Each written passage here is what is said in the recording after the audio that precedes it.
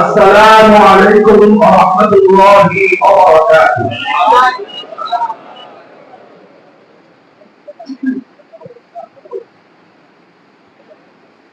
আমরা আল্লাহ রাব্বুল আলামিনের দরবারে প্রাণ ভরে শুকরিয়া আদায় করছি, সকলে পড়ছি আলহামদুলিল্লাহ আলহামদুলিল্লাহ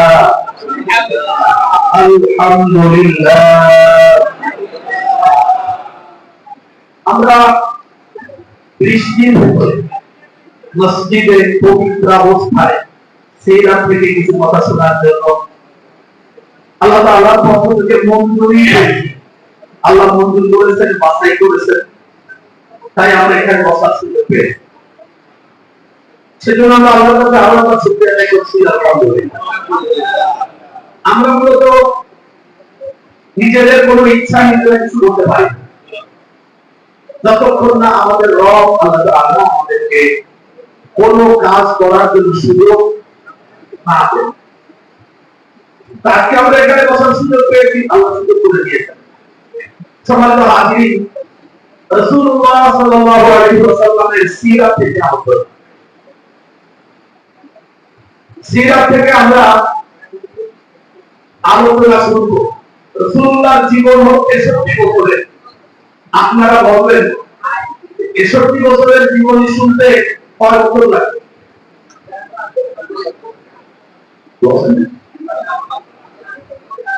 এই কোনটা খালি করেছে? ৬৩ বছর না, গোটা পৃথিবীর মানুষেরা মিলেও তার জীবন নিয়ে গবেষণা করে পৃথিবী শেষ হবে। রাসূলুল্লাহ সাল্লাল্লাহু আলাইহি ওয়াসাল্লামের জীবনী গবেষণা শেষ করা যাবে না। ছোট্ট একটা গল্প বলে দিতেছি।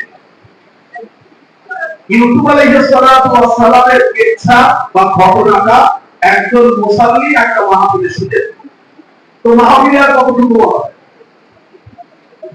তো মুসাল্লি খুব মজা লাগিছে ইউসুফ আলাইহিস সালামের জীবন। বাড়িতে এসে মসজিদে ইমাম সাহেবের হুজুর এই ইউসুফ নবীর গল্পটা একটু বলেন। হুজুর বলতে এসে তো অনেক না বড় হলে আপনি জীবন কম তো বড় হলে বলি আর কোরআন শরীফ বিলা এক পারা দুটো আলোচনা আমাদের বলা যায় তারপর শেষ পর্যন্ত হুজুর আর কি করবেন? ইমাম মানুষ মুতাবিদের কথা তো শুনতেই হবে। আপনারা জানেন যে হুজুর আমার কথা শুনবে, তো হুজুর শেষে বলে শুনবে তা হুজুর বাতিতে উত্তর দিলেন, কি রে কোন পেশারে কাজ কম করতা বাদ কিয়া। বাংলায় অনুবাদ করে দিই, ভালো আর কি করে। এক বড় ছিল, একটা তোয়া রইল, আড়াইয়ে গেইল, পরে খাইল।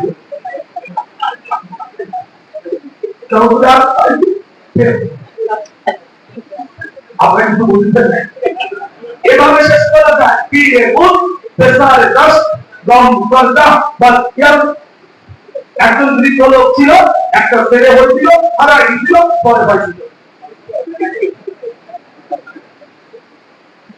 সেই নবীর ঘটনা আমরা কোরআনে বলেছেন এক পারাবে।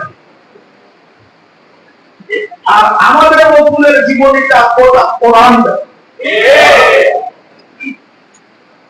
দুই একটি কথা বলবো, কথাগুলো আপনাদের বুঝতে একটু সময় লাগবে।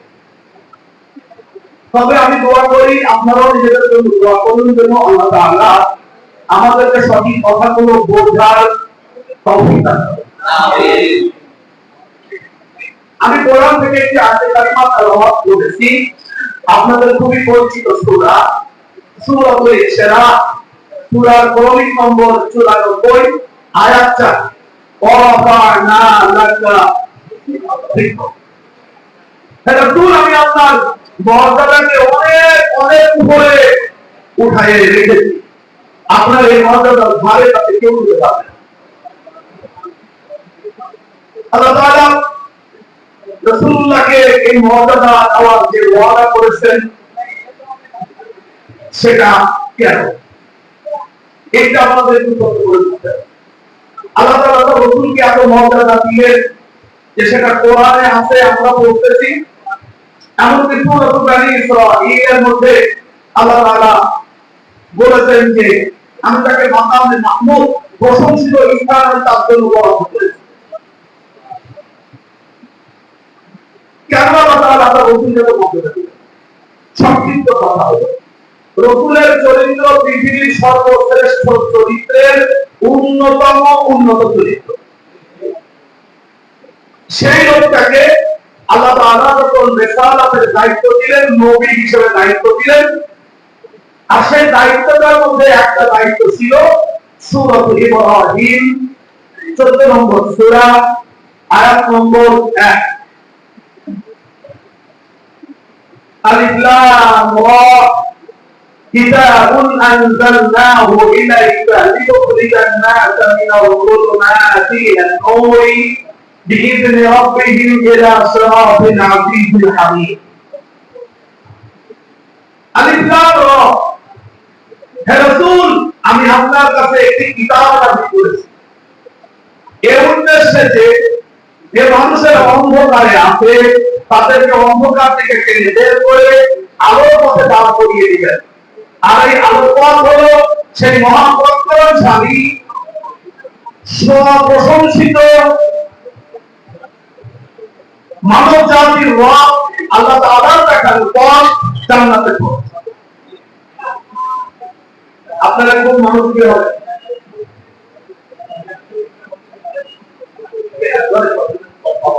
और मुस्लिम करना है घरों में खुदा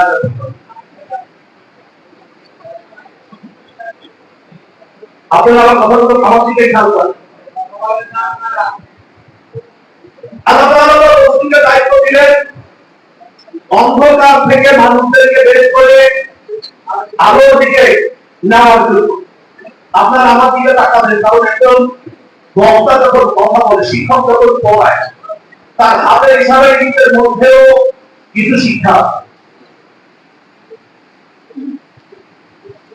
এটাকে ইংরেজিতে বলে কিপিআই, টোটাল ফিজিক্যাল ইন্টারেকশন। কথা বলার মধ্যে বক্তার দেহের অঙ্গভঙ্গিও অনেক কিছু প্রকাশ করে দেয়, যেটা বইয়ের মাথায় লেখা থাকে না, যেটা অডিও শুনলে বোঝা যায় না। সেজন্য আপনাদের কিছু দেখারও দরকার। আল্লাহ রাসূলকে দায়িত্ব দিলেন লিতুখরিজান নাস, আপনি মানুষদেরকে বের করতে মিনাজ যুলুমাত, যারা অন্ধকারের মধ্যে আছে। কোথায় আছে? অন্ধকারে যারা হাত তুলছে তাদের ওখান থেকে আপনি ধরবেন, ধরে টেনে বের করবেন ইলান নূর, আলোর পথে। ডান হাতটা আমি কি বুঝালাম?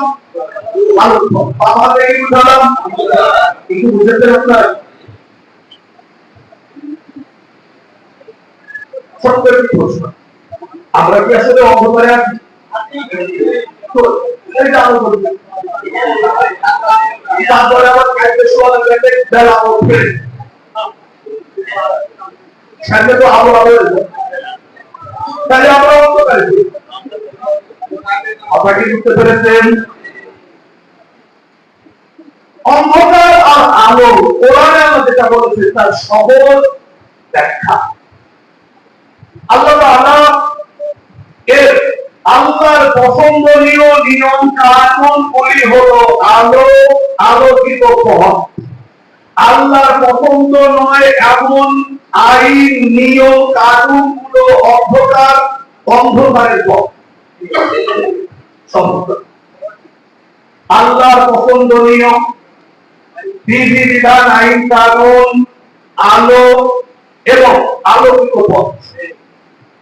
আল্লাহ পছন্দ করেন না এমন নিয়ম কানুন, আইন কানুন হলো, সবাই বলবেন, সবাই বলবেন, মুরব্বী মাথা দেখা কি হবে না, ক্ষতি হবে না। আপনি ছাতা লাগে, ছাতা তুমি দিয়ে দেওয়া প্রশ্ন লাগছে না, আমি সেম আসছে না, সেটা সবাই বলুন। এখন এই অন্ধকারে আমরা যারা বেড়ে উঠে, আমাদেরকে যদি রাসূলুল্লাহ এসে বলেন যে তোমার এই পথ, এই কাজ, এই নিয়ম অন্ধকার, এটা করা যাবে না। আমার সাথে আসো, আমি তোমাকে আনন্দ পথে নিয়ে যাচ্ছি। এটা ভালো, এটা আলো।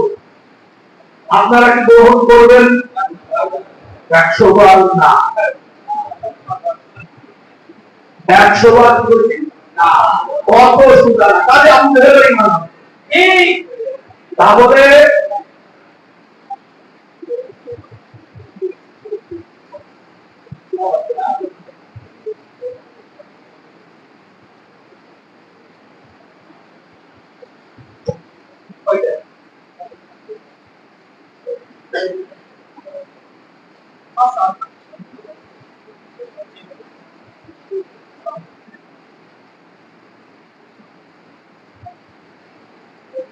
আল্লাহ রাব্বুল আলামিন যে নিয়ম কানুন দিয়ে পথ সাজিয়েছেন, এটা আলোর পথ।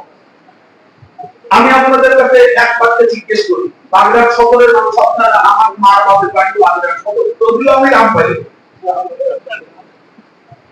আপনাদের সাথে আমার মা বাড়ির চাই আছে, আমরা কি আল্লাহ তাআলার পছন্দনীয় বিধিবিধান অনুযায়ী জন্মগ্রহণ করে বেড়ে উঠেছি?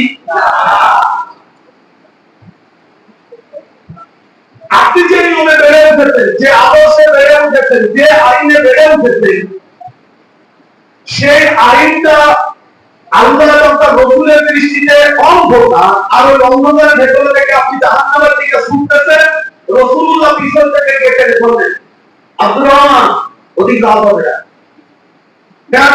এটা অন্ধকার, জাহান্নামের পথ। আমি আল্লাহর রাসূল, ভাবি না আমি যাবো না, যাওয়া যাবে না। আল্লাহ আমাকে দায়িত্ব দিয়েছেন তোমাকে এখান থেকে বেরিয়ে আলোর পথে আপনি না বড় রসুলকে কি মক্কার লোকেরা সরাসরি একটা মালিক খুশি মালিক গলায় দড়িকে টানি রসুলকে খারাপ কিছু বলেছি কেন? তাহলে ওরা রসুলকে মিথ্যাবাদী বলবো কেন? গলব করবো কেন? কবি বলবো কেন? জাদুকর বলবো কেন? মিথ্যাবাদী বলবো কেন? মূলত তারা ছিল ছিলেন যারা অন্ধকারে বেড়ে ওঠে, তারা আলোর পথে আসতে রাজি না। যেমন আপনারা যারা বসেছেন, আপনারাও এক মুহূর্তে মাথা দ্বারা কিছু না, ঠিক করবে মুরব্বী বলতে পারছে এই কথা, যে তোমার কথা ঠিক না, একটু নামাজের কথা কয় আর একটু বুঝাবো। মৌলিক অন্ধকারে আমরা আছি, পারিবারিক ভাবে আমরা অন্ধকারে, আমাদের পরিবার গঠনের নিয়ম কানুন যা আমরা তৈরি করেছি সবটা বাড়ির নামে দেওয়া ব্যবস্থা। আমি মনিরুজ্জামান, আমি যে পরিবারে বেড়ে উঠেছি, ওই পরিবারে কিছু আলোকিত বিধান পেয়েছি ছোটবেলা থেকে, জন্মের পরে বুঝিনি, ওই নিয়মে বেড়ে উঠেছি। তবে বড় হয়ে দেখেছি যে না, এটা আল্লাহ তাআলা রাসূলের পছন্দের বয়স, তাই আমার জন্য এটা সহজ। আপনি যদি পা বেড়ে না হবেন, ওইটাই আপনার কাছে সবচেয়ে প্রিয় এবং ভালো। আপনার যে সামাজিক নিয়ম কানুনে বেড়ে উঠেছে, সেই সামাজিক নিয়ম কানুনগুলি জাহান্নামে যাওয়ার জন্য চূড়ান্ত অন্ধকার পথ আপনারা তৈরি করেছে। আমরা তৈরি করে রেখে বলতেছি আমরা ভালো অন্ধকার। আপনারা সামাজিক ভাবে, আমি গতকালকে পরের হাট খানপুর ইউনিয়নের একটা আলোচনা ছিল, সেখানে আমি বলেছিলাম যে আমরা রসুলকে তিনি কোন জায়গায় না, আমাদের মধ্যে মুহাম্মদ সাল্লাল্লাহু আলাইহি ওয়াসাল্লাম নবী আর রোজার সময়, আর হজের সময়, যাকাতের সময় তিনি আমাদের রসুল না। রাজনীতির সময় তো রসুল কাফের আমাদের দৃষ্টিতে।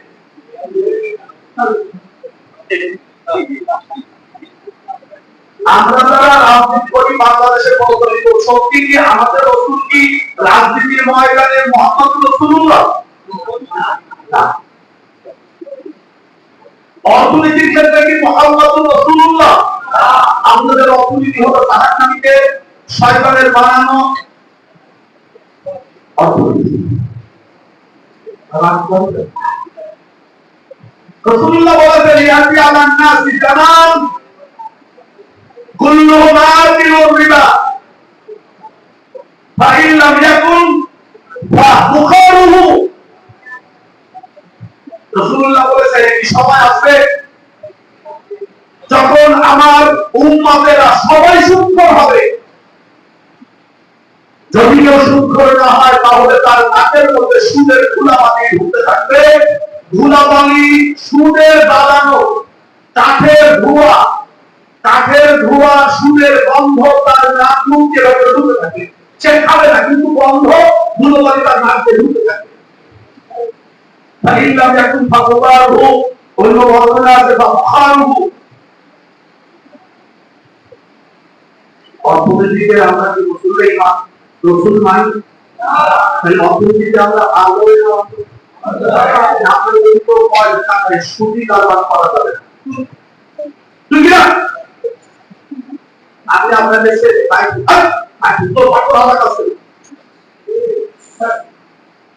আপনি জাহান নামে যাচ্ছেন, আপনার আমি আপনার একটা বাড়িতে সরাই আপনি জান জাহান নামে রাস্তা খুলে দিচ্ছি হবে না স্যার। আপনি দেখেই সূরা সাফফাত আল্লাহ তাআলা বলেছেন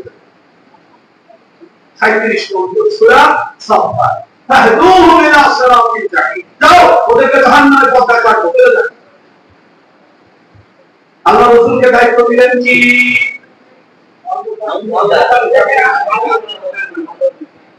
রাসূলের সাথে শত্রুতা শুরু হলো এখানে। আপনি আইনখানে টাকা দখল করতেছেন, রাসূল এসে বলেন যে আইনখানা বেশ যারা আইনখানে তারা জাহান্নামী।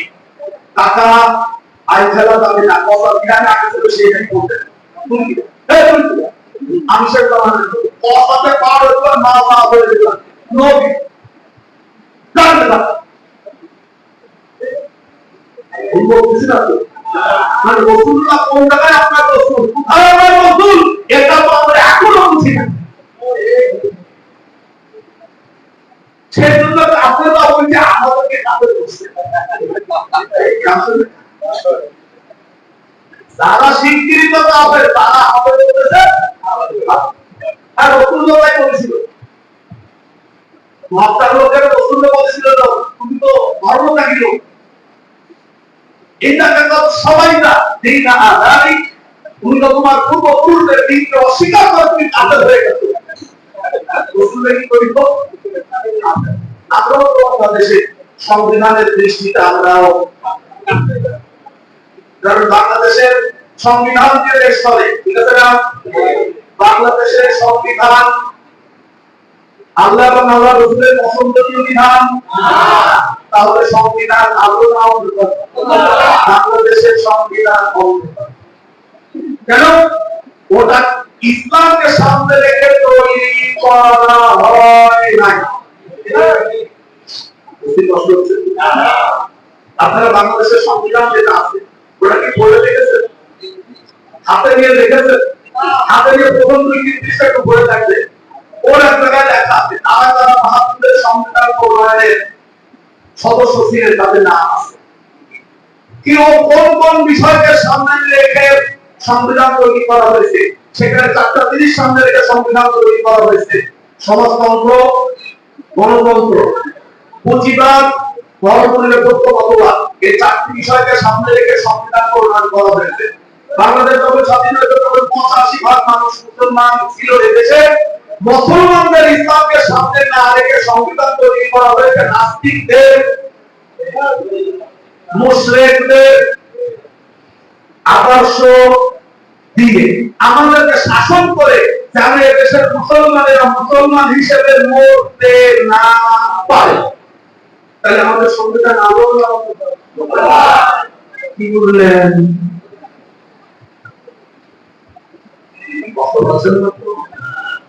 রাসূলকে আল্লাহ দায়িত্ব দিলেন কি?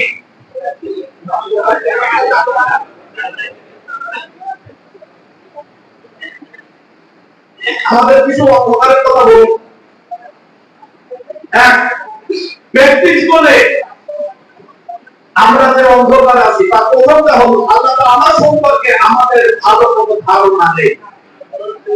এটাকে বলা হয় আকীদাগত অন্ধকার। আল্লাহ আমার স্রষ্টা, আমি তার সৃষ্টি, তিনি খাওয়ালেন, আমি মাখলুক। তার সাথে আমার যে সম্পর্ক থাকার কথা ছিল তা নেই।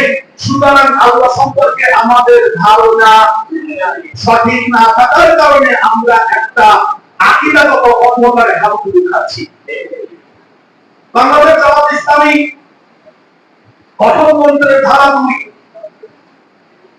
এই গঠনতন্ত্রের ধারা 2 এর মধ্যে একজন মুমিনের আকীদা বা বিশ্বাস আল্লাহর সাথে তার সংযোগটা কি কি বিষয়ের উপর হওয়ার কথা, হওয়া দরকার, তা 2.5 পৃষ্ঠা লেখা আছে পয়েন্ট আকারে। ওইটা যখন আপনি পড়বেন তখন আপনি বুঝবেন যে আমি একজন মুসলমান হিসেবে কালেমা পড়েছি না ইলাহা ইল্লাল্লাহ, তখন আমি খানকা হানানির মাজারে যাইয়ে চেয়ারম্যানের নির্বাচনের প্রতি উদ্বোধনী বক্তব্য রাখতে পারবেন।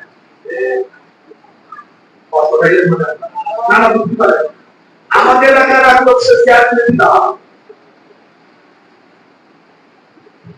তার ভাগ্যের বলেছে কি যে ভাগ্যের নাম হচ্ছে আলাউদ্দিন, আল্লাহ আল্লাহ করে রাখো সবাই বল নাকি বেকারকে শুক্রবার না হয় শুক্রবার মধ্যে কার মধ্যে কয় ওই লুঙ্গি আর একটা গামছা লয়ে তারপর কাকে অপার আসিস করে চল নাম পাইলে বাঁধবে বেকার নাও বা চেয়ারম্যান দিলাম দাও বাবা খান জাহানের দিকে কালকে কোতল করে জুমন নামাজ পড়ে মুসলিম পড়ে খান জাহানের পড়ে আসলে বাবা কেন তাই বলছে আলোয় অন্ধকার জুমন নামাজ পড়ে কষ্ট পাচ্ছেন যারা আল্লাহকে ইলাহ মানবে তারা পৃথিবীর কোন আতর পাথর গাছ মাজার বাজার কিছু মানতে তাহলে এগুলো তারা মানে তারা এটা হলো ব্যক্তিগত অভিজ্ঞতা একটা বললাম। 2, আমি মানুষের প্রতি ঘৃণা পোষণ করি। কেন? আমার মধ্যে ভাব আছে, আমি নেতা ভাব কিছু পয়সা করলেও হচ্ছে হঠাৎ করে যে বাবু সুদি ব্যবসা করেও তার সাদাবাদী আর টেন্ডার মধ্যে কিছু পয়সা আমার মনে হয় তখন পয়সা ছিল না তাহলে ধার নিচে এটা যে একটু পয়সা দেশে হাত ছেড়ে দিয়েছে এই আর একটু দেশে আর একটু ভাত হয়েছে তখন পয়সা রাখলে কোন বউটা মানে এতটুকু ধারে আমার মানায় আল্লাহ কি একটা পোস্ট করে কত দাম দেব সেজন্য নিজে দাওয়াটা কম হবে না হাতে মোবাইল দিয়ে দাও হবে না এই মনে রেজিস্টার করো আমাদের বন্ধুরা কাছে আছে তাও না এই এটা কারা সবাই সাথে স্কুটি শেয়ার করো ভাই সুন্দর করে টাকা দেবেন আচ্ছা সব হ্যাঁ এই কাকা পয়সা দেওয়া হিসাব করে কত হবে এটাও অন্ধকার না তো এটা অন্ধকারে আছেন নাকি আপনারা সূরা হুমাযার মধ্যে কথা বলেছেন ওয়াইলুল লিকুল্লি হুমাযাতিল লুমাযাতিল লাযী জামা ওয়া আদ্দাদা يحسب أن ماله أخلد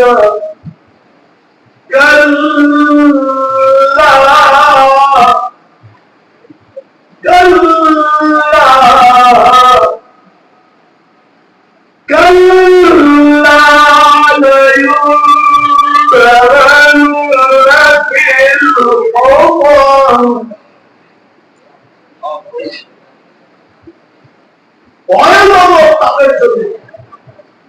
যারা সম্পদের কারণে মানুষকে অপমান করে অপদস্থ করে আছে নাকি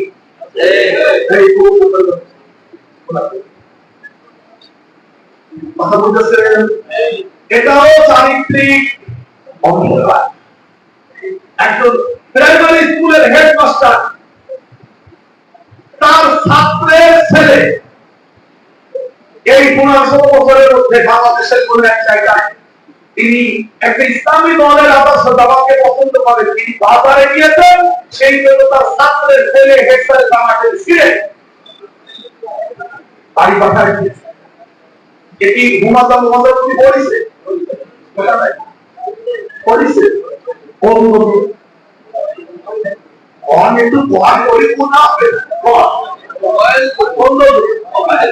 আপনারা তো অনেকে এখন বড় হয়ে গেছে, আপনারা বাপ আপনার বাপ নেন না, শহর হয়ে গিয়েছিল তখন কত বাপ নিছে।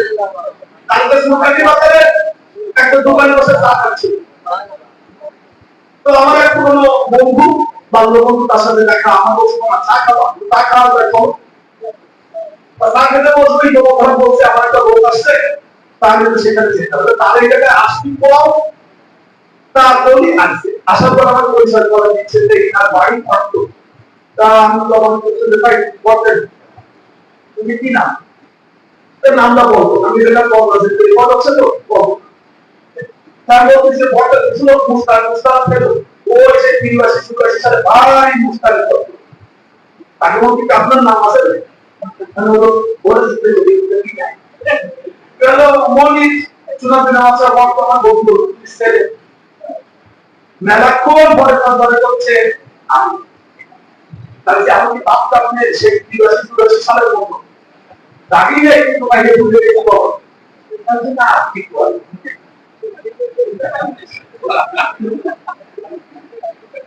আমি বিশেষ করে আমার বাপ না তার যখন বলা ওই সময় আপনি আলোয় ছিলেন না কম দোকানে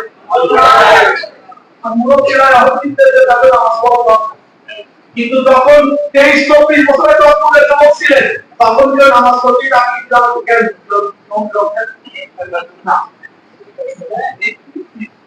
সে সময় আলো ছিলেন অন্ধকারে, কি মুরব্বীরা মাহফিল করতে গিয়েছিলাম আপনাদের বাড়িতে, এই হেঁটে খাওয়া হবে উপরের কমজোর মধ্যে তেলিকাতে ধুলিকাতে হাবুদিয়া মাদ্রাসার মাঠে ওই একটা ছেলে মাহফিলের মধ্যে বসে ছেলেরা খবর পেয়েছে বাচ্চারা এক মুহূর্ত তুলতে বিচার করে সব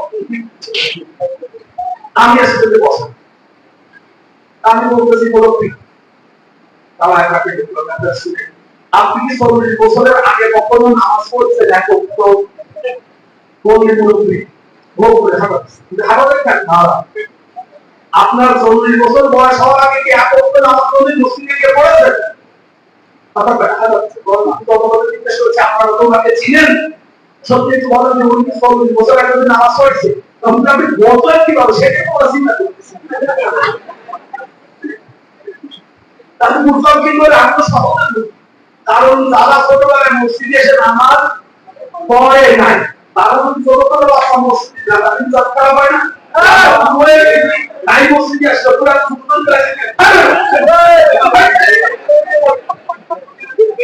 মসজিদে এসে বাচ্চাদের সাথে তারা ব্যবহার করে, তারা 50 বছর বয়সের আগে তাহলে এই 8 পর্যন্ত আলো ছিলেন না অন্ধকারে, এখন আলো কিতাবুন আনজালনাহু ইলাইকা লিতুখরিজান নাসা মিনাল যুলুমাতি ইলান নূর।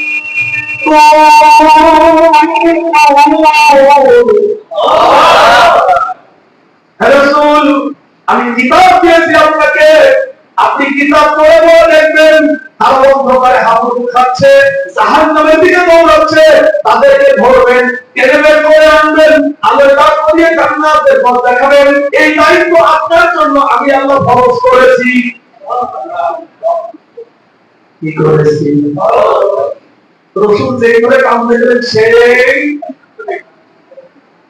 মসজিদে ইমাম সাহেব নামাজ পড়ায়, মিলাদ শরীফও পড়ায়, কিয়াম শরীফও পড়ায়, জিলাপি শরীফও খাওয়ায়, মিষ্টিও খায়, মুসাল্লিরা কিছু পয়সা করে হাতে পকেটে রাখে। এত ভালো ইমান আমাদের এর এলাকায় এত ভালোই না কেমন ওই মাসের মসজিদে আমার সাথে আমি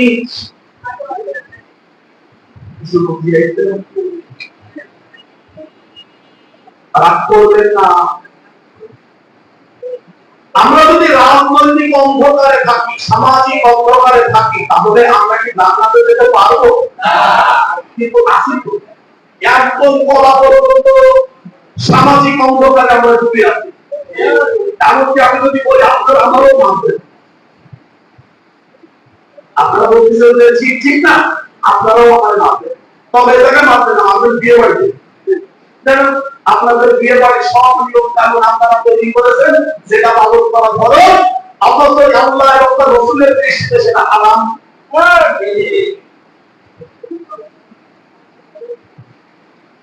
এবং আপনারা সেই হারাম অন্ধকার আয়োজনের ভিতরে বিয়ে শাদী করেছেন, করার পরে এবার বাচ্চা কাচ্চা হচ্ছে, বাচ্চা কাচ্চা এখন আপনার সাথে বিয়ে আপনি করে কথা শোনে না, এখন আপনি মনে মনে কথা আপনার কম না 50টা বছর ধরে সেটা একে খোয়ায়, তারা মানুষ কখন কষ্ট করে গান তারা এরকম সব ব্যাপার আপনি আসুন। চলুন একটু দেখে অন্ধকার রাসূলকে আল্লাহ দায়িত্ব দিয়েছেন অন্ধকার থেকে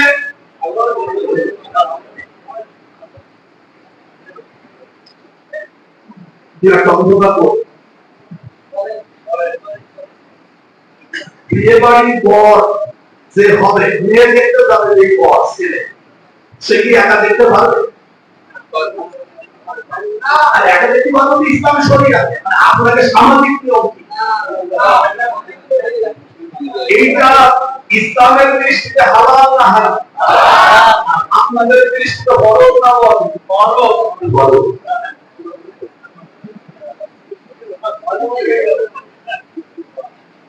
এইটা আলো না অন্ধকার?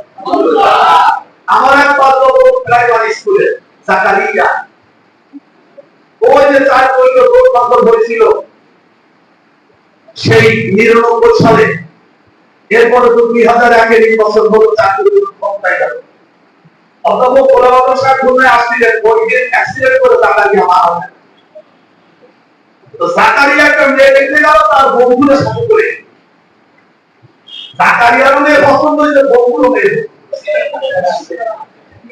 বন্ধু কোনো মতে জাকারিয়ার বাড়ি দিয়ে বাপের থেকে বাবা ওই মেয়েকে এনে না দাও আন্দোলন করে বলতে হবে পটেনশিয়াল পেশেন্ট ওর বাপ ওর সামনে সাথে করে সাইকেল চালায়, সেইটা তোকে বাড়ি থাকে আবার রাত্রি দিয়ে আসে, আর ওই রাত্রিতে সবাই ফেরত ব্যবস্থা করে পরের দিন বিয়ে যায় সেই নির্দেশ করে বাড়ি যায়।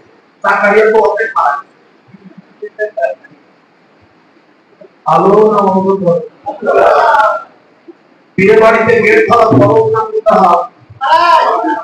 সামাজিক নিয়মে কি ফরজ, ইসলামের নিয়মে তার মানে অন্ধকার। যদি বিয়ে বাড়ি গেট ধরা তাহলে ছেলের বাপেরও আত্মসম্মানে যাবে অসামাজিক। তো আমার ছেলেকে করতে আসতে গেল সম্মান নাই,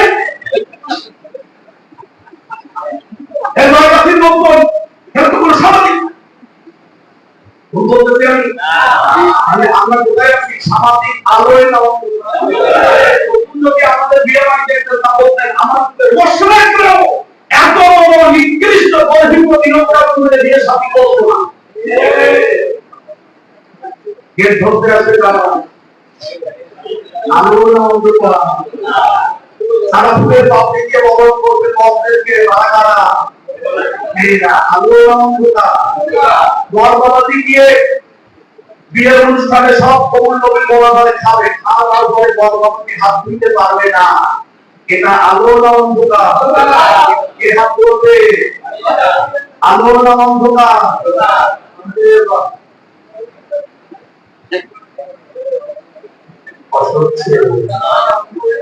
আমার আমাকে ভাই জানলাম দাদার অফিসে কি, হ্যাঁ আমার এই ভাই জানলাম এই দাদার অফিসে কি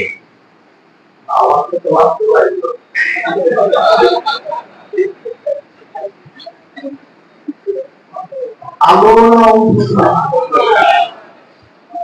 তুই সাইকেল নামাজ পড়ে ভাবিতে শুরু করে তারপরে চলতে হবে আল্লাহ দুনিয়া গেলে আমাদের ধরে ফেরেশতারা কথা তাকে দিয়েছে আর ধর্মতে পাস করেছে পলিটিক্যাল ইংরেজি লোকদের মেট্রিক পাস হবে না ধর্ম যদি কোটির উপর যায় ইসলাম বলবে আর গণিত যদি ভাই কেন আর ইংরেজি ভাই পাস করবে আমরা যদি নামাজে আমরা বাংলাদেশ ভাইও তার টাকা গণিত টাকা পয়সা সামাজিকতা আমরা জানতে যদি পারবো না কারণ আমরা একদম মাথা মতো অন্ধকারে ডুবানো রাজনীতি তো পাস কষ্ট হচ্ছে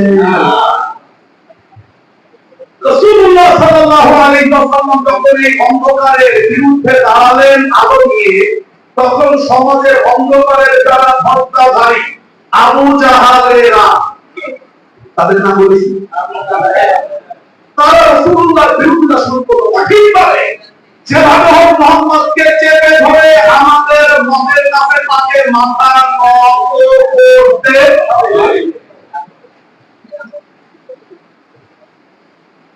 রসুল কি করবেন ওরা তো রসুলের চাপতেছে রসুল যেন অন্ধকারের কাছে মাথা অন্ধকারের কাছে মাথা নত করে আল্লাহ তাআলা রসুলকে বললেন খবরদার ও নবী আপনি যদি এই অন্ধকারের কাছে মাথা একটু কাজ করেন পুরো মতে হবে না দেখতেছেন আপনারা আমার হাতে ঠিক থাকে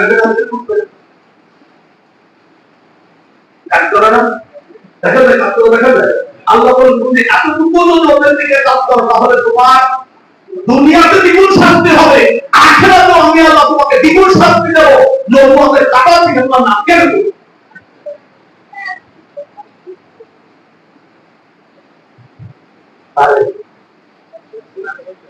আমি কি জানি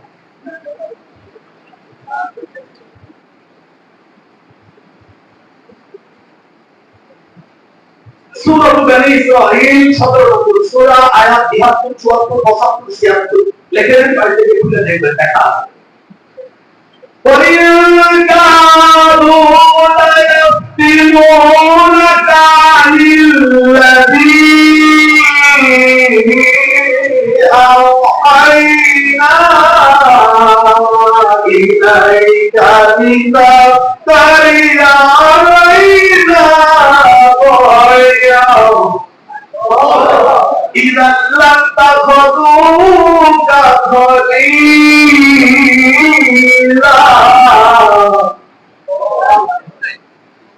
ولولا أن ثبتناك لقد تتركن إليهم شيئا قليلا إذا لأذقناك ضعف الحياة وضعف الممات ثم لا تجد لك علينا نصيرا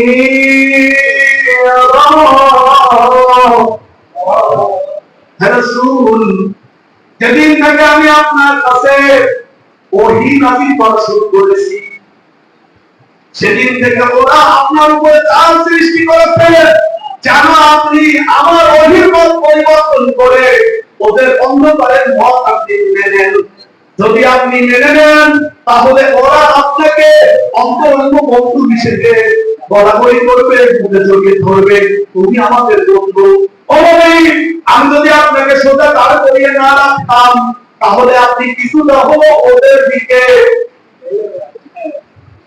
বলেন বলেন তো কথা বলেন যে আপনারা আমার হাত থেকে বাংলা বলতে কিছুটা হলেও আপনি ওদের দিকে ঝুঁকে যেতেন যদি ঝুঁকে যেতেন ইদাল্লা আযাকনা কাবের হায়াত দেখুন মানে দ্বিগুণ হায়াত মানে বেঁচে থাকতে জীবিত থাকতে আমি আপনাকে দ্বিগুণ শাস্তি দিতাম অতএব ফরমানার মরণ পরে দ্বিগুণ শাস্তি দিতাম সুম্মা লা তাজিদু লাকা আলাইনা নাসীরা এই শাস্তি ঠেকানোর জন্য আসমান জমিনে তুমি কোনো সাহায্যকারী খুঁজে পেতে না একবার তাহলে তো একবার তাহলে বলেন বলছেন এমন এসে আমার বলছেন কি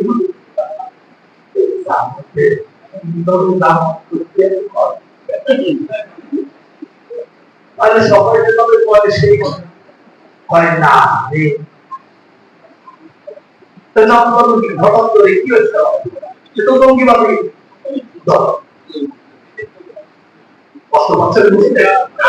গতকালকে বলতেছিলাম আমার একটা প্রতিবেশী সে আমাদের কয়েকদিন আগে সে আসলে আমাদের পরে চা খাবো চলেন চা খাওয়া ইমাম সাহেব আছে আরো দুজন আছে আমি সাধারণত আসলে এলাকায় থাকলে চাটা খাই সাথে ওনার চা খাওয়ানো সুন্দর চাটা খাওয়ানো যাতে আমি দাম বলেন কি করো না তাহলে দাম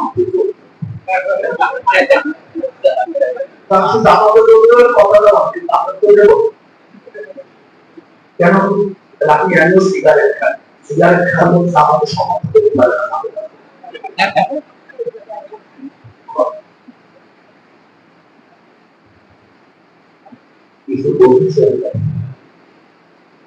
আপনি জামাতে বলবেন জামাত বলবেন আমি জামাতে বরণ করতে জামাত করি আর আপনি রাস্তার জায়গায় এক করতে দেখলাম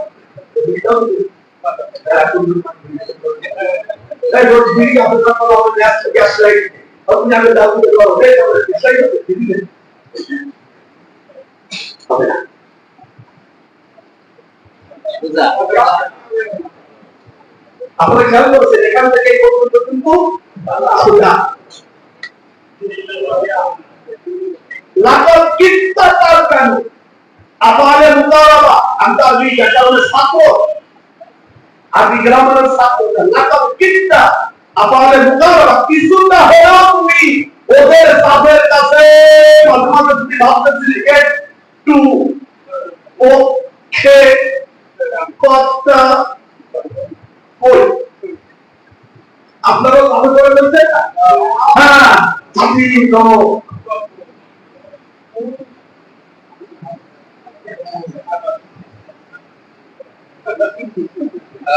খুলনা শহরে আমার এক মহল্লা করছে তাই না আপনি একটা কাজ করে ফেলেন মিছিল দাবি করিল কত বছর তাকে এরকম কিন্তু বাসল খাদ্য আমি বিদেশ মাটির বাইরে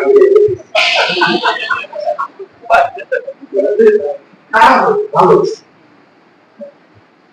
খাইয়ে তখন ফেলে তো ভূমিয়ে পারবা না রাগ করবেন না যে ইসলাম মুমিনদেরকে বাতিলের কাছে মাথা কাত করতে শেখায় নাই ঝুঁকতে শেখায় নাই ওয়ালা তারকানু ইলাল লাযিনা যালামু ফাতামাসসাকুমুন নারু ও ইমানদারেরা খবরদার যারা জালেম তাদের দিকে একটুও ঝুঁকবে না একটুও ঝুঁকবে না কেন সে জালেমরা করি কথা বুঝতে পেরেছেন ইমানদাররা ঝুঁকবে না আমরা কোন নবীর আলোচনা করতেছি আমি যা বলতেছি এটা কি রাসূলের জীবন তো ও নবী যেদিন থেকে তোমার উপরে ওহী নাযিল করা শুরু করেছি সেদিন থেকে ওরা তোমারে যেন তুমি আমার ওহীর কথা পরিবর্তন করে ওদের কথা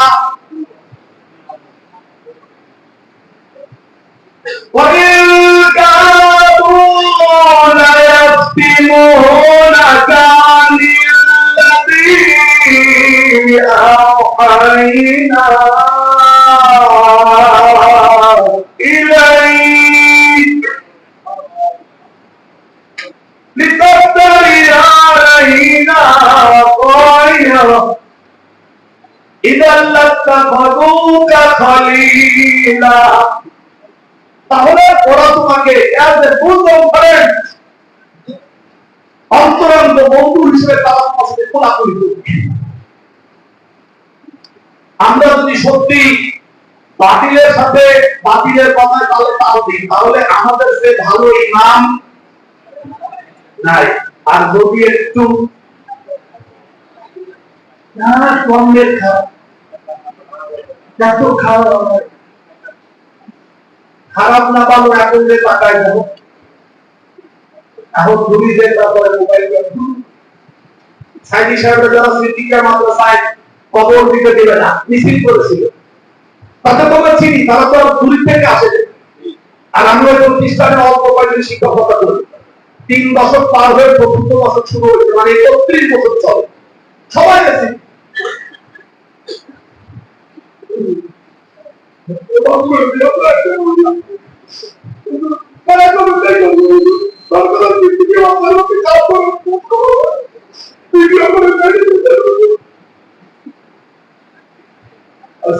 আমার জন্য মিছিল করেছিল না, তার মাফ করবো, তার জন্য মিছিল করবে, তার কাছে মাফ।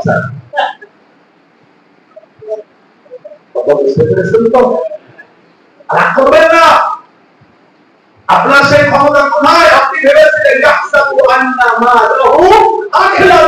তার এই সম্পদ, ক্ষমতা, কর্তৃত্ব, প্রভাব, প্রতিপত্তি, পুলিশ, র্যাব, বিজিবি, সেনাবাহিনী সব তাদের কাছে স্থায়ী ভাবে থাকবে 41 সাল পর্যন্ত। কিন্তু আল্লাহ বললেন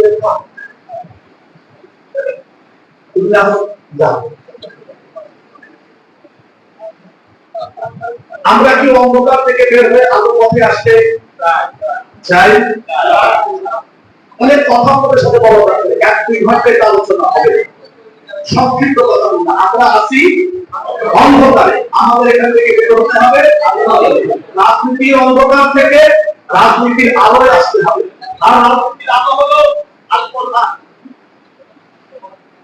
কষ্ট পেয়ে ছোট্ট একটু ধারণা করতেছি, 1965 সাল, কত সবাই একটু বলবেন,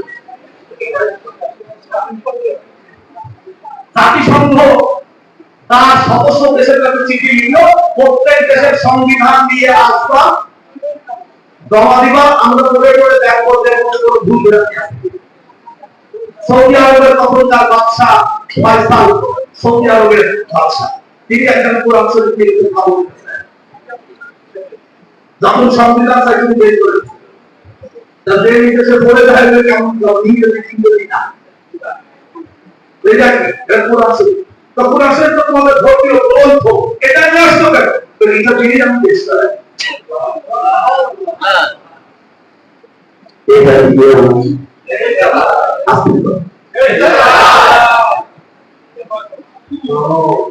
তোমার দেশে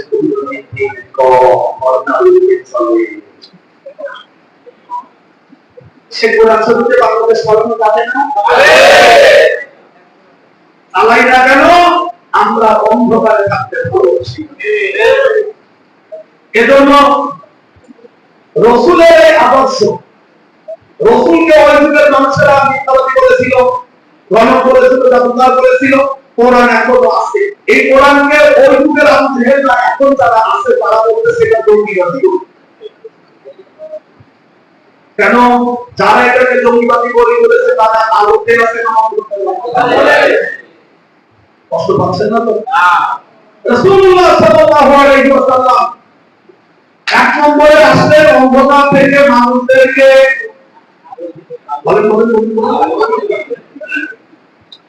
সত্যটা গল্প না, কথা হবে ইরাম নবী সাল্লাল্লাহু করে না কি আমাদের এলাকাতে এরকম কি আছে কি না? যদি থাকে তার সব বুঝে শুনে যাবে, কান খোলা রাখবেন। ইরাম নবী সাল্লাল্লাহু দ্বারা করে কোনো টেনশন করবেন না, বিনা হিসাবে জাহান্নাম। কারণ আপনারা গ্রামের স্বামীর সাথে আলোকিত বিচার করতে পারেন না, কারণ ওটা স্বামীর ছেড়ে না যায় না। রাসূলুল্লাহ বলেন বিচারক 3 প্রকার, এক প্রকার সত্য জানে সত্য বিচার করে, আরেক দল সত্য জানে মিথ্যা বিচার করে, আরেক দল সত্য জানে না সত্য বিচার করে না। শেষের 2 দল জাহান্নামী, প্রথম দল জান্নাতি। আপনি কি একজন মানুষের কোন অপরাধে কি সাজা হওয়া কথা নাকি আপনি লেখাপড়া করেছেন? আপনারা কেউ করেছেন না? যদি করে থাকেন বাংলাদেশের সংবিধানের কাছে তাই করেছে, বাংলাদেশের যে সমস্ত আইন আছে তাই করেছে, কোরআনের আইনে যা আছে তা করেছে। কোরআনের আইনে যা আছে সেটা আলো, আমাদের তৈরি করা আইনে যা আছে তা অন্ধকার। কষ্ট পাইছে না? কষ্ট পাইছেন না? সত্য একটা কথা বলি, আল্লাহ তাআলা বলেছেন তোমাদের যদি কেউ কোনো আঘাত করে আর দেহ থেকে রক্ত পড়ে, খরণ হয়, রক্ত বের হয়, তাহলে তারও কেসাস হতে হবে। এবং আল্লাহ তাআলা এই শাস্তির অবুত্তরে যে দ্বন্দ্ব বিধান কোরআনের দিয়ে, সেই দ্বন্দ্ব বিধান আমরা কেউ মানি। সত্য দুই তিনটা কথা বলি, দেখেন আমাদের সাথে মিলে কিনা। আমাদের এই গ্রামে দুইটা যুবক মিলে মারামারি করছে। মারামারি করতে যে পানি খেয়েছে,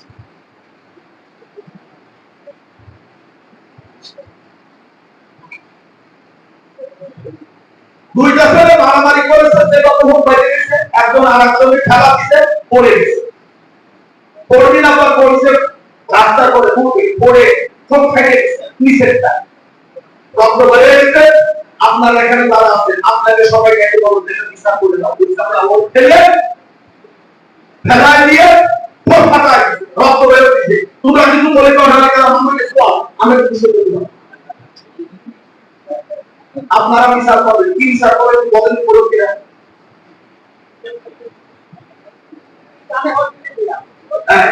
মায়ের কথা বলছি, তো আমি মনে একটা দিতে হবে দিয়ে তারপরে বলতে পারছা আর বলবে সব না ভুলে যাবো রাস্তাঘাটে ভাইছে ওর বাপরে গায়ে যখন দুধ কেটে দিবে না, চিকিৎসা পাবো 500 টাকা ওই সামনে 500 টাকা দিয়ে, ঠিক আছে না? এইটা তো বিচার আপনাদের। এবার ইসলামের বিচারটা শুনেন। রাসূলুল্লাহ বলেন তোমাদের কেউ যদি কারো মানব দেহের নিচের ঠোঁট দিতে না, একটা উপরে নিচের ঠোঁট ফাটায় আর তাতে যদি রক্তক্ষরণ হয়, ক্ষতিপূরণ বাবদ 5টা বয়স্ক উট অথবা 5টা লোকের নাম দেবে। 5টা উট দেবে, যে উটের বয়স 5 বছরের উপরে অথবা 5 বছর বয়সী 5টা উটের দাম দেবে। বলেন তো একটা উটের দাম 1000 টাকা, কত কি করে আমাকে এই 1.5 টাকা দিন?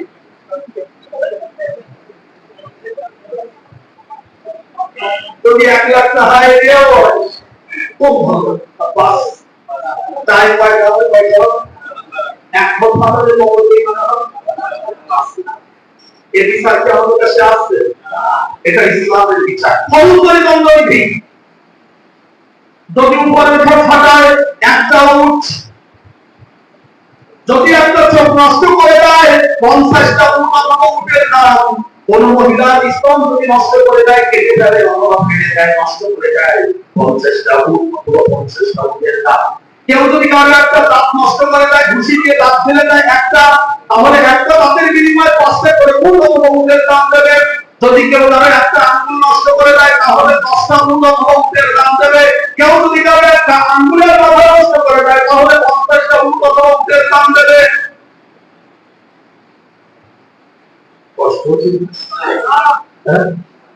কেউ যদি কারো একটা হাত নষ্ট করে দেয়, 50টা উট অথবা উটের দাম। কেউ যদি কারো পুরুষাঙ্গ নষ্ট করে দেয়, তাহলে 100টা উট অথবা 100টা উটের দাম।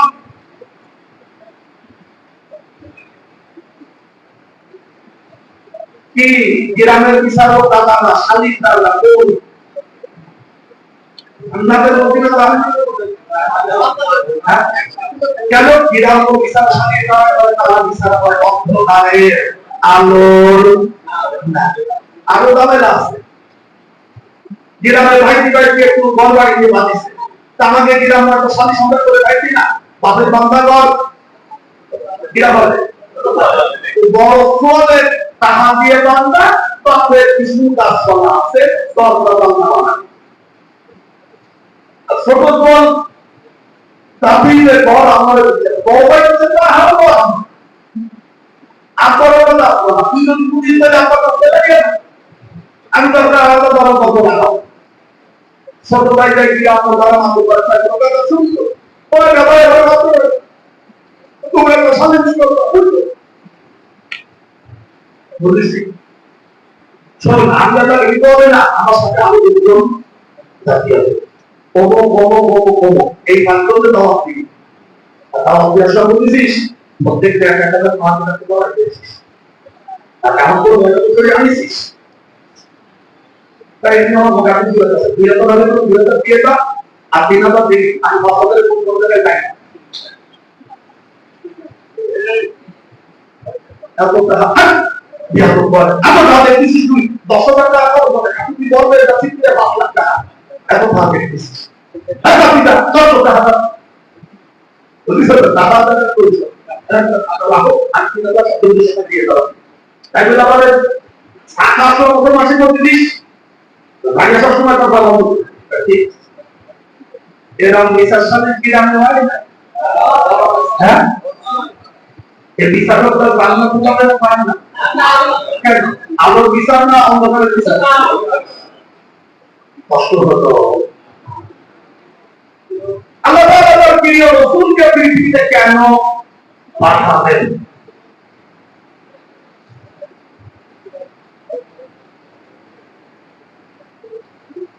আল্লাহ তাআলা রাসূলকে কেন পাঠালেন তার আরেকটা উদ্দেশ্যের কথা বলে শেষ করে দেব।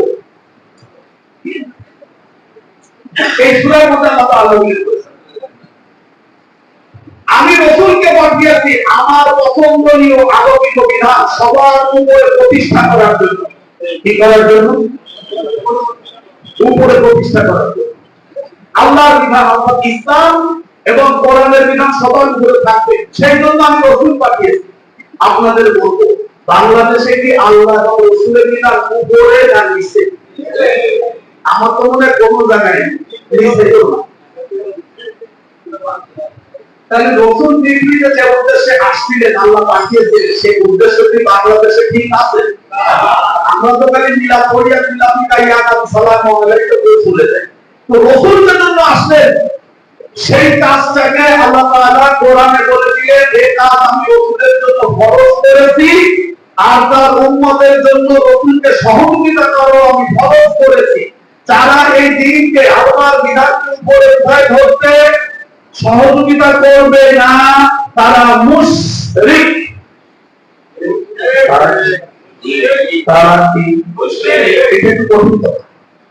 আপনি নামাজ পড়বেন, রোজা রাখবেন, হজ করবেন, যাকাত করবেন, কিন্তু আল্লাহর হুকুম প্রতিষ্ঠিত হোক বাংলাদেশে, বাংলাদেশে আল্লাহর আইন নিয়ে চলতে থাকুক, এইটা যদি আপনি মনে প্রাণে না পান, আমি মনে বুঝলাম আমিও যদি না চাই আমি মুশরিক।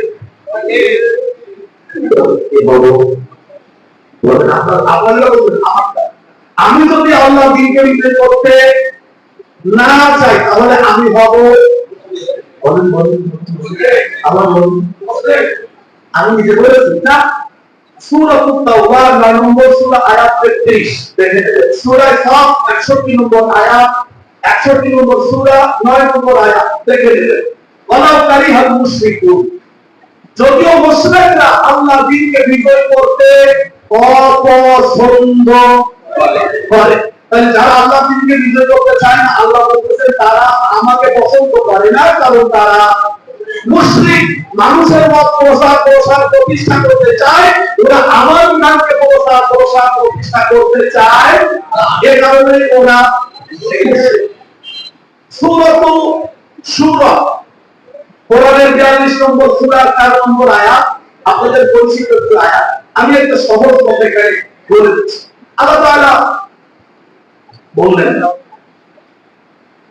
সালালাকুম মিনাদ-দীনি মা ওয়াসা বিহি নূহা ওয়াল্লাযী আওহাইনা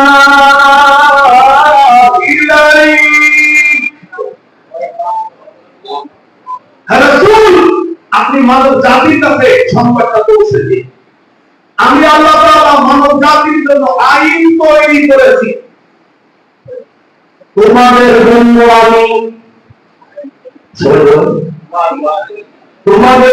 আমি আল্লাহ আইন করেছি।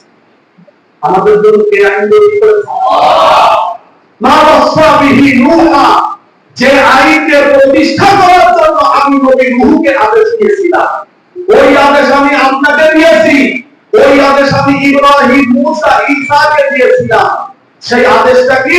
আন আকিমুদ্দিন, আমার দিন, আমার কোরআনের বিধান, আমার পছন্দনীয় আইনকে তোমরা সমাজে রাষ্ট্রের প্রতিষ্ঠা প্রতিষ্ঠা প্রতিষ্ঠা ওরা তাফাররাকু ফি, এ ব্যাপারে তোমরা বিমত পোষণ করো না। কামুরা আলাল মুশরিকিনা, দেখেন যে শব্দগুলো কথা বলতে নাকি মুশরিকিনা,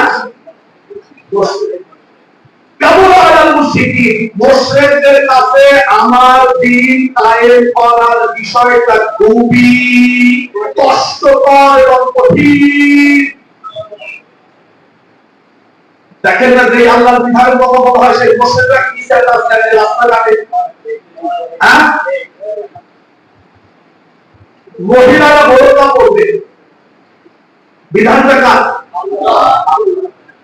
মহিলারা, আমাদের মেয়েরা, ছাত্রীরা স্কুলে, কলেজ, ইউনিভার্সিটিতে বোরকা পরে লেখাপড়া করতে থাকে, চাকরির জন্য হিজাব পরে ইউনিভার্সিটিতে যাবে, এটা তারা পছন্দ করে না। তারা কি আসতে পারে? আবার নামাজ পড়ে। ঢাকা বিশ্ববিদ্যালয়ের ছাত্ররা কোরআন তেলাওয়াতের একটা আয়োজন করলো রমজান মাসে। কোন কোন ছাত্র কলেজে তাদের নামের তালিকা করে সকাল করা হলো, কেন তোমরা কোরআন তেলাওয়াত করলে? তোমরা তো হয় উন্নত হয়ে নাচবা, ডান্স করবা। কষ্ট পাচ্ছে। আল্লাহর আইন কি উপরে আছে না নিচে?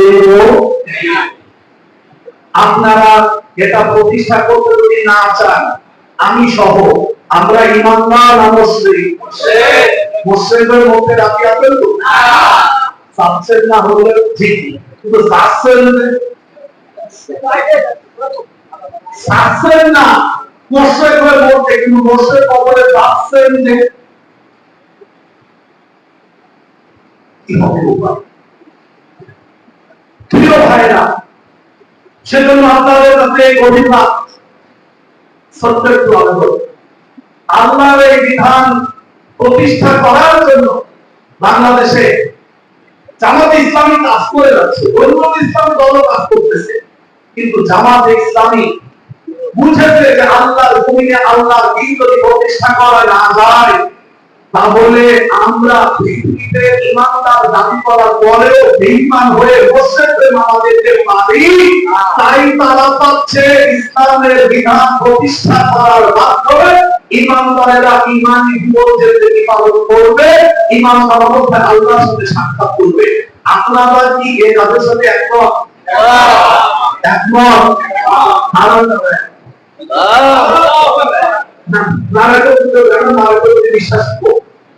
আমরা সত্যি যদি চাই যে আমরা আল্লাহর জমিনে আল্লাহর দ্বীন কায়েম হোক, আমি এই কাজের সাথে একমত।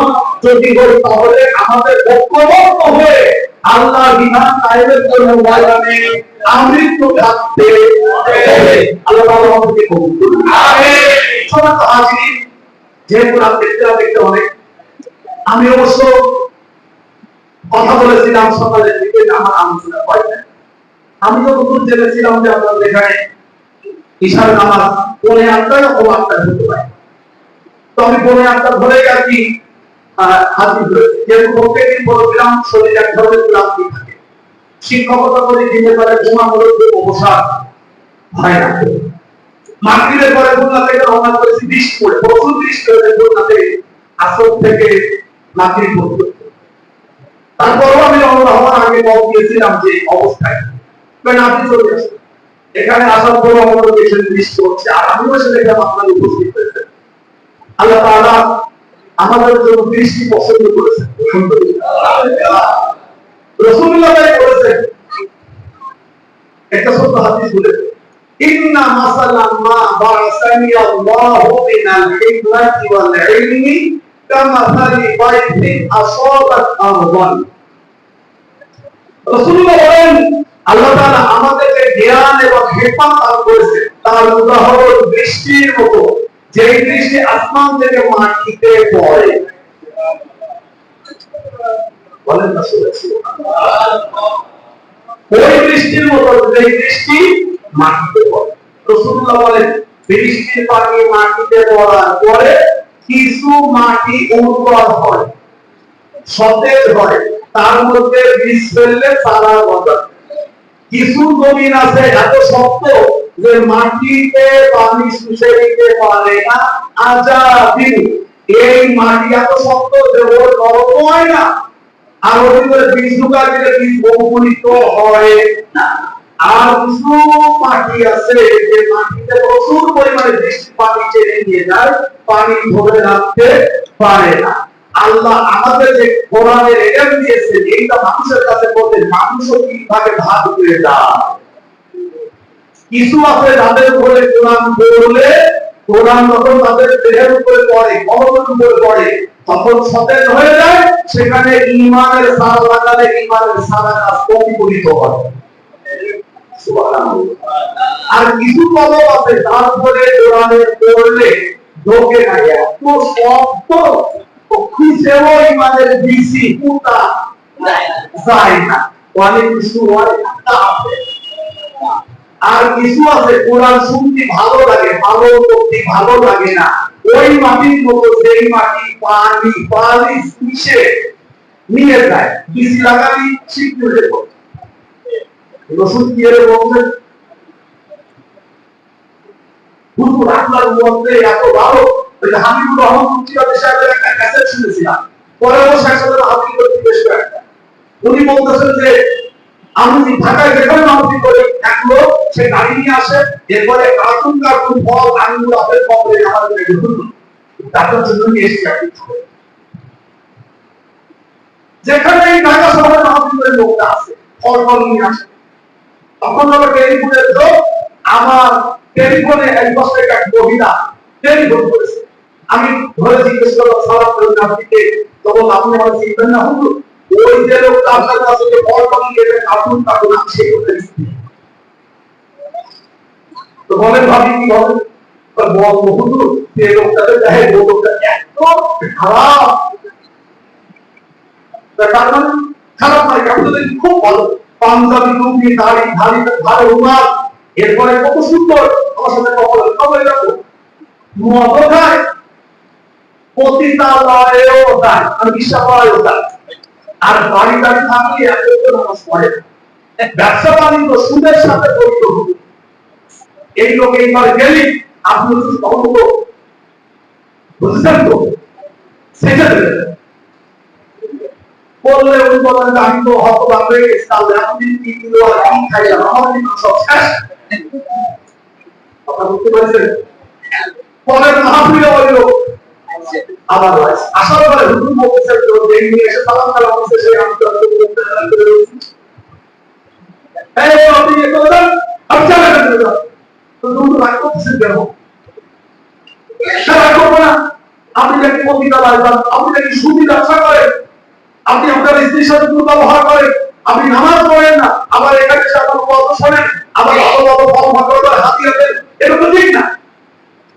তো সেটা তো তখন দেশে চলছে, রাগ করিয়েন না, মানে ঢাকাই অবস্থায় কিন্তু রাগ করিয়েন না। এই আমরা মাহবুবেও দেশ, মদেও দেশ, কোন রাস্তাতে বন্ধ হয় না।